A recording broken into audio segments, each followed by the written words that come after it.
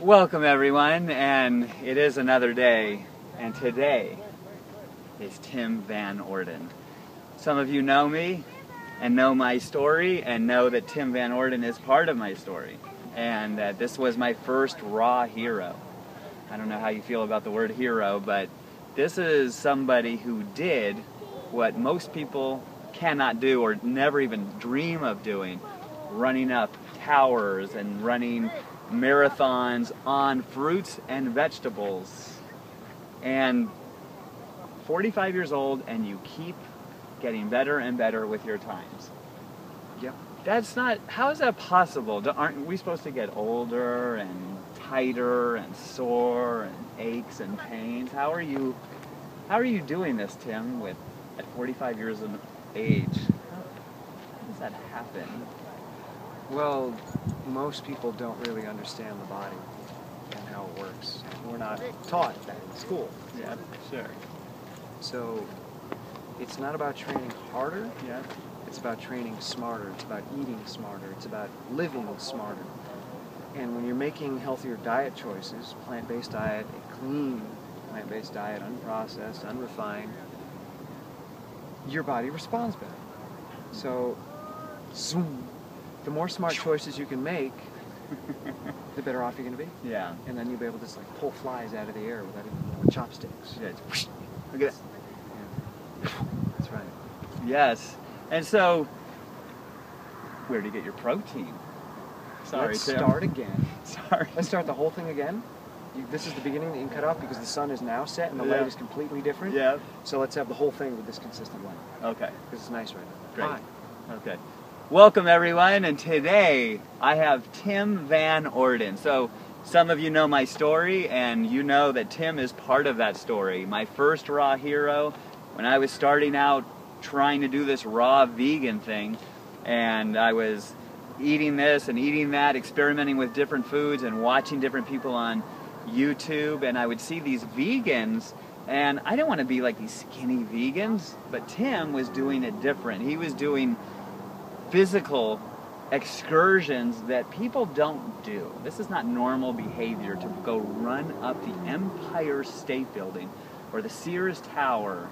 And how are you doing this? Where do you get your protein? Where do I get my protein? I don't know. Where do I get my protein? I really don't care. It doesn't concern me. Right? I eat fruits and vegetables, gorillas, elephants, lots of other strong, powerful creatures, horses. They're pretty solid and muscular, and they're not really worried about what they're getting, where they're getting their protein, what they're getting it from. Is it in the right combination? Is it a complete protein or not? Right. Is grass a complete protein? No. Does that bother the horse or the cow? No. Yes. You know, it's just, we overthink things. There's so many people selling products and selling ideologies and belief systems and books and, you know, regimens for diet and exercise and nutrition, that the populace is just really confused. Yeah. It's not that difficult. Yeah.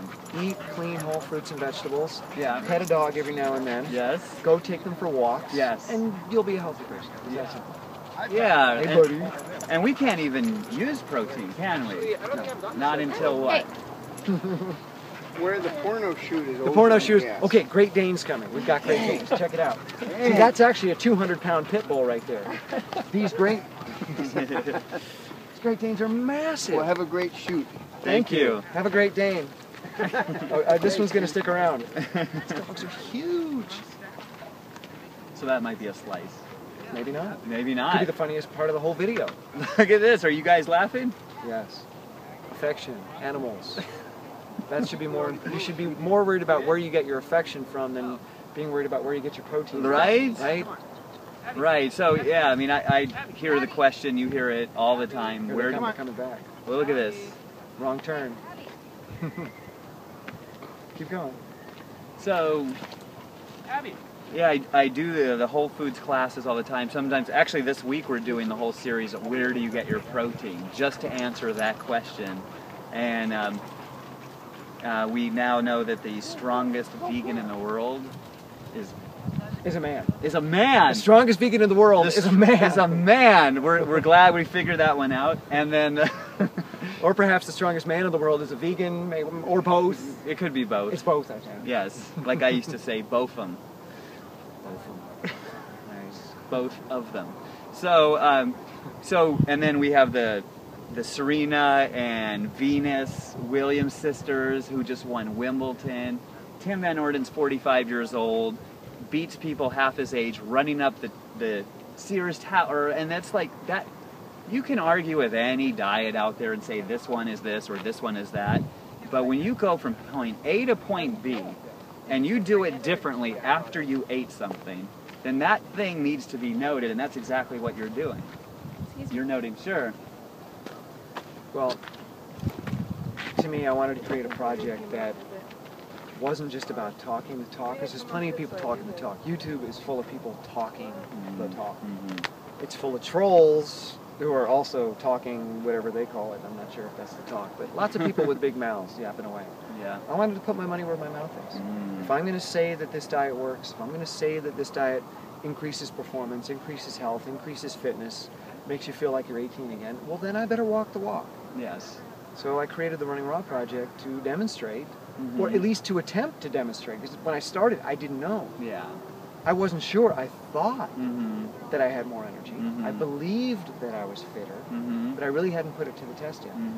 So the past 7 or 8 years have been about really putting that to the test and competing in really challenging events at an elite level and doing well, winning. Yeah. Big races, national championships, world championships. So I'm convinced that it works. I don't know how many other people that convinced, but I am certainly convinced that this diet yields maximal performance. Yes. I mean, isn't that amazing? And some people might still refute it after seeing results and things like that. And they always will. And they always will. So what in a typical day will you eat?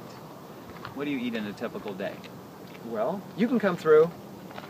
Come on, come through. It's all good. So, what do I eat in a typical day? Yeah. What is where do you get your aminos? Where do I get I'll answer the question where do I get my protein, Okay. right? Yeah. Where do I get my protein? The produce section. Nice. That's where I get my protein. Yes. The produce section. Yes. You don't need a special powder or formula or bar or supplement of any kind. The produce section. But okay, so if we go to the produce section and we see this produce and it has, they say it has this many grams of protein. Yeah. And then we go to these powders and they show all the amino acids and how much is in each, and then there's a total of 10 times as many protein. Yeah. Shouldn't we get more protein, especially if we're trying to build muscle? Well, Steve, people really don't have an understanding of the way it works inside of the body. Everything in moderation. The body has regulatory mechanisms to keep things from overloading the system.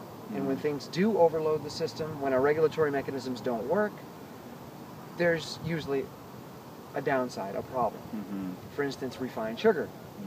I don't think there's anybody that's going to debate that refined sugar is good for you. I don't think anybody's going to say, oh, refined sugar is great, eat as much as you can. We know that it's not. We know that it overloads the system, causes an insulin spike. It can glycate your red blood cells. It can glycate proteins. It can cause inflammation of your arteries and whatnot. Sugar causes problems. So we know that's bad. What happens when you do the same thing with protein?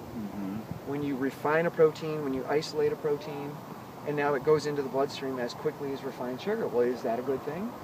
The protein supplement companies want you to believe that it is. They want you to believe that mainlining protein is the best thing to do. Just like the sugar companies probably wanted you to think that that was the best thing way back when they refined sugar. Yes. So we've gotten into this, kind of dualistic mode of thinking. If we refine this thing, it's good. If we refine this thing, it's bad. No, if you refine anything, it's bad. Right. The body wants a trickle of protein throughout the day. It wants like a steady stream coming in, not all day long, but a good chunk of the day that protein needs to be coming in. It doesn't want a massive amount of protein hitting the system all at once. It can't handle it. Yeah.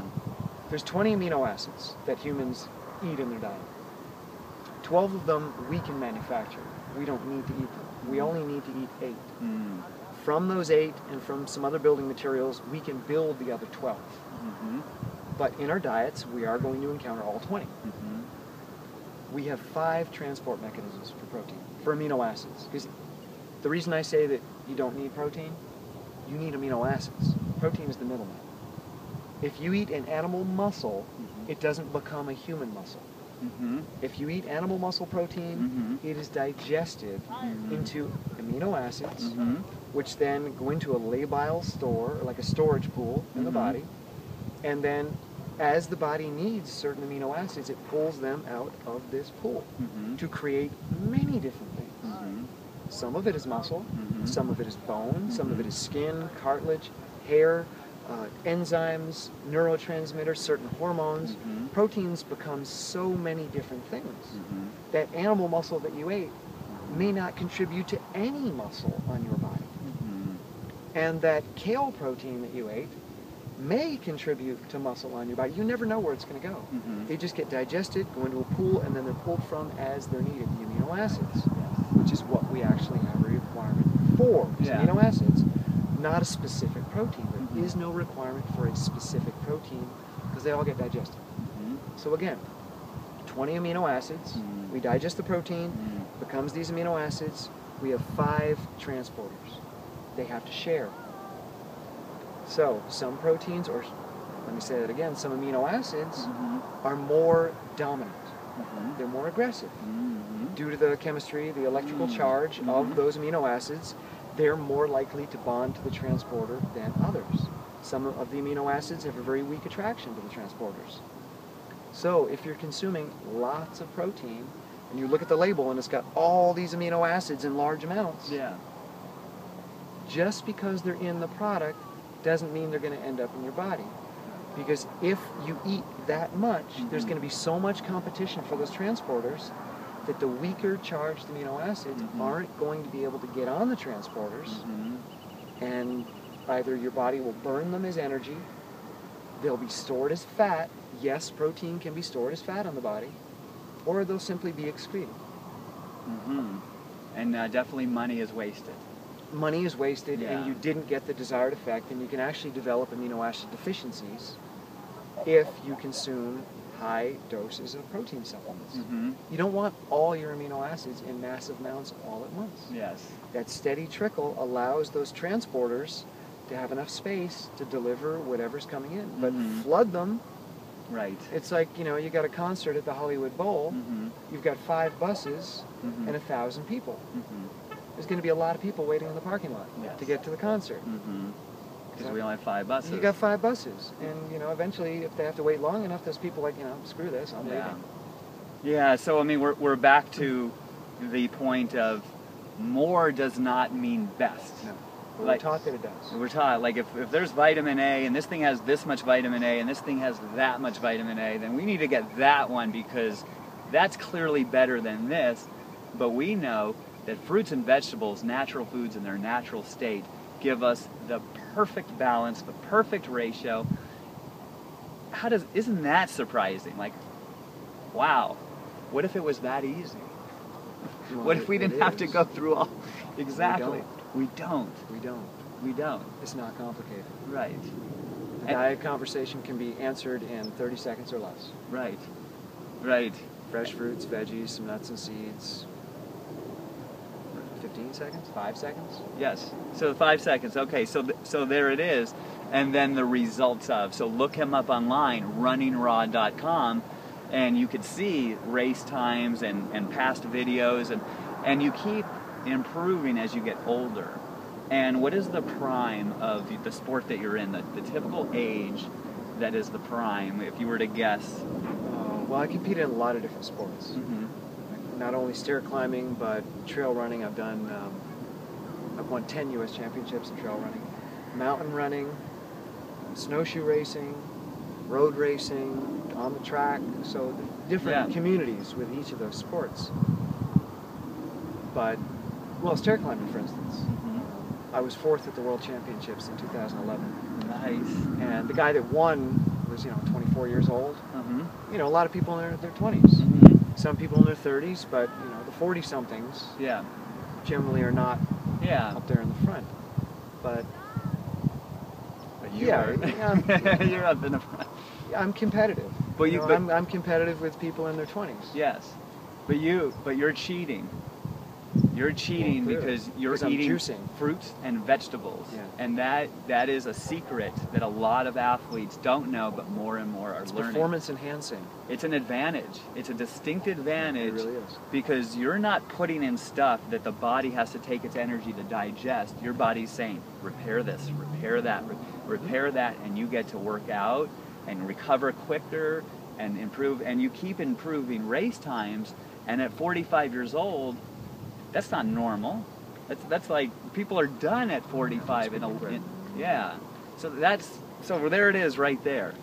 And so so fruit is primarily what you eat, green smoothies, and then it's in By volume, Yeah. it's primarily greens. Okay. By calories, it's primarily fruit. Okay. Got So it. The greens don't Yeah. have nearly as many calories as Right. fruit, but by volume, it's mostly greens. Nice. Significantly. Right, so he's getting his greens on, and I tell you guys this all the time, that it's not just fruit. We need those greens And you need fats. and fats. Fats are really essential, and they're often Yeah. overlooked, especially in the raw food world. Yeah. Fats are, people talk about muscle recovery, Mhm. whether you're just somebody that wants to do a CrossFit class or Mhm. Zumba, or somebody that wants to be an athlete. Mm-hmm. Recovery is not just about amino acids and protein, you know, Mhm. building muscle, nor is it about replacing the sugar that you burn. Mm-hmm. You also have to build your cell membranes. They're made out of fat. So if you're damaging muscle, Mm-hmm. well, yeah, the inside of the muscle cell is made out of protein, but the Mhm. outside of the muscle cell is made out of fat. Yes. All cell membranes are made out of fat. If you're Mhm. not getting adequate amounts of healthy fats, you're Mhm. not able to repair those membranes properly, Mm-hmm. and your performance will fail. Mm-hmm. Yeah. So, and there's tons of hormones that are required, you know, post-workout. Your body's producing a lot of hormones. Well, Mhm. what are those hormones made out of? Mhm. They're made out of fats. Mm-hmm. Would you say that since you've been raw, maybe your testosterone levels have increased any, or I don't know. I haven't had that tested, so I couldn't say. But as far as your performance goes, a lot. I am getting hairier. But a lot I of mean, people. it's just old age. Right. But a lot of people might say that athletes, to especially the explosive and those endurance and those hardcore sports, that we need testosterone to do that. And for you to produce the testosterone, yeah, you haven't gotten it checked. But a lot of times what I learn is that when we eat foods that are natural to us, our bodies detoxify and clean itself out, and then the hormones start to regulate and organs start to work, and we call it a miracle, but it's really how the body was meant to be in the first place. So I'm guessing your testosterone is probably up in some level to work to be a beast like you are. I mean, this guy's a beast. Well, This is I'm not an endurance athlete. He's not just a beast. He's also very human, but he's got that like part that just like, I mean, to run. What's it like running up?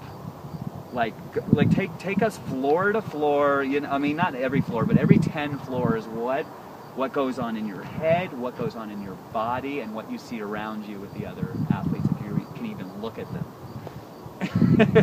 Well, stair climbing is my best sport, but it's also my least favorite. Yeah. You can't even describe it. It's just brutal. It's not like a regular running race where if you start getting tired or you start getting nauseous, you slow down a little bit and then you can just coast. In a stair climb race, it gets exponentially more difficult.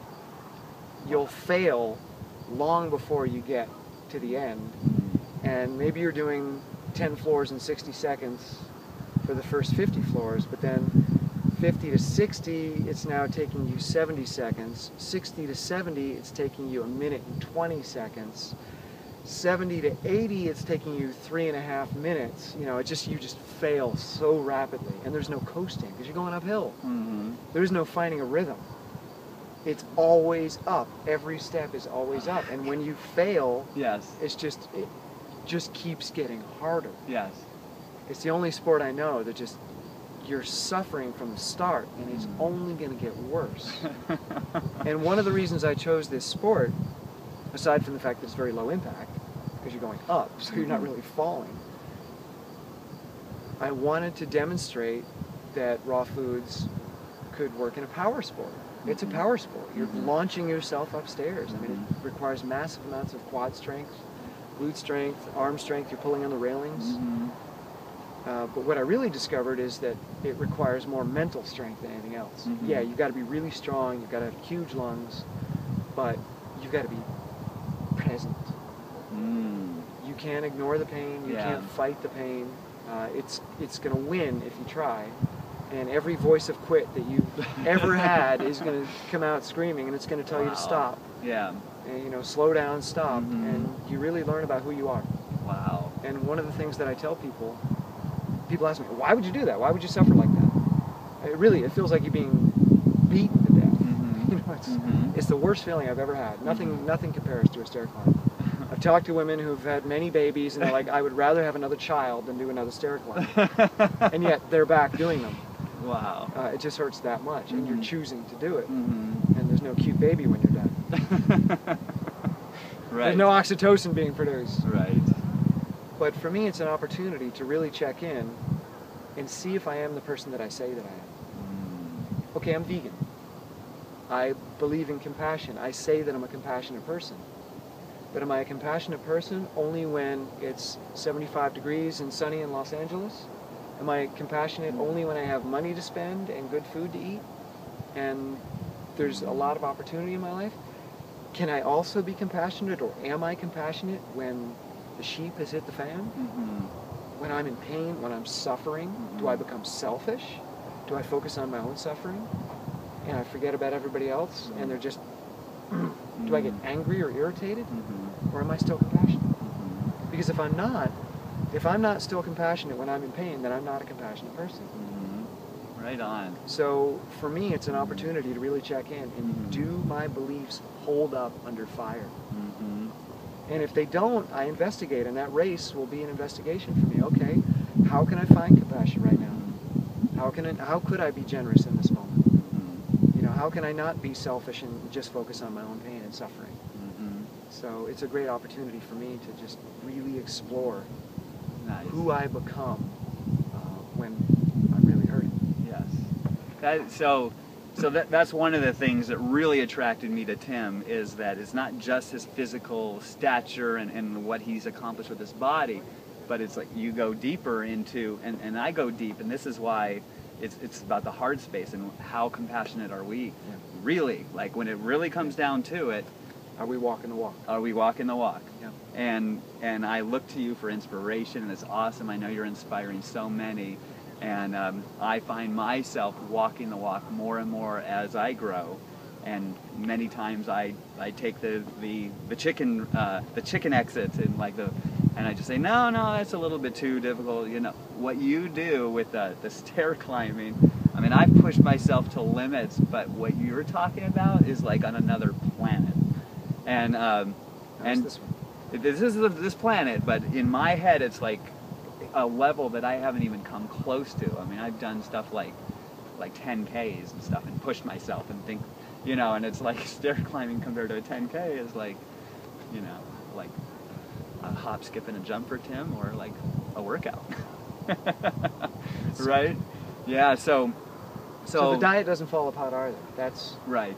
Like, does the diet fall apart under those conditions? No. It's allowed me to, really succeed in an exceptionally difficult sport. Yes. So, but it's not just about diet. And this is one of the things we've been talking a lot about. And when I give talks around the country, I don't just talk about diet anymore. Because it's this that really stumbles us. This keeps us from becoming the person that we want to be. It's not the food. The food isn't ever stopping us. It's who we are. So yeah, the diet information, great. Eating clean foods, great. Detoxing, great. But you also need to clean this up and detox this. Yes. And get pure and clean and embrace your pain and suffering and see who you are in those moments. He said pure energy. Pure energy, baby. It's so awesome. Sand. Well, thank you so much, Tim. You are awesome, brother. You've given me so much and so many people, and I'm just so honored to have you as a friend and to hang out with you today. This is the first time we got to hang out all day and just get to know each other. And Tim's going up to, what's your schedule like? Long Beach tomorrow, then Salinas and Cupertino. Nice. And there is the shot of maybe an LA residence for Tim. Maybe. We'll just see how it goes. Just maybe. All right, brother. Thank you so much. Awesome. All right. Thank you all. See you next time. Pure energy.